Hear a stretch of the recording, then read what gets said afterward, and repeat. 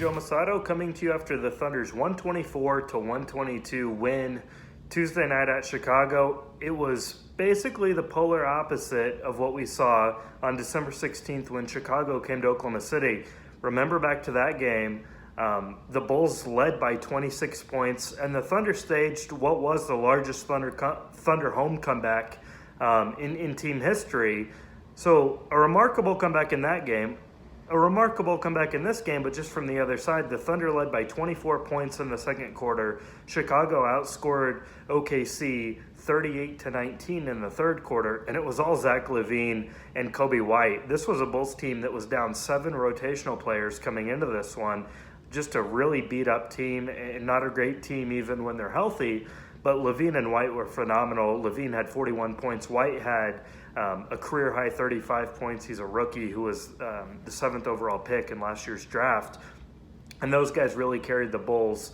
LaVine pulled up from the logo to cut the Thunder's lead late in the fourth quarter. Chris Paul made a couple free throws, but then Paul missed a free throw late in the game. Actually poked the ball away from LaVine, though, and then at the buzzer, LaVine missed. So all in all, the Thunder got the 2-point win. It was the 9th consecutive road win for the Thunder, and that's a record. That's a Thunder record. They've never won 9 straight road games before. Billy Donovan talked about it after the game and really credited his veterans for teaching these young guys how to win on the road. So the Thunder hasn't lost away from Chesapeake Energy Arena since January 6th at Philadelphia. And if you look back at that road streak, this might have been the most entertaining game of them all just because of the way it unfolded. So, scoring-wise, it looked like this game was going to be a blowout. The Thunder scored 72 points in the first half. That was a first-half season high for the Thunder. Danilo Gallinari had 19 points in the first quarter. Terrence Ferguson got his shot going a little bit. But after Gallinari scored 19 in the first quarter, he only scored 5 over the final 3 quarters.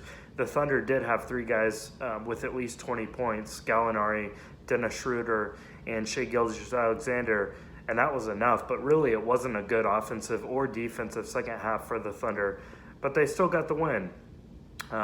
So that does it here from Tuesday night, recapping the Thunder's win, and they'll be back with a home game against the Kings.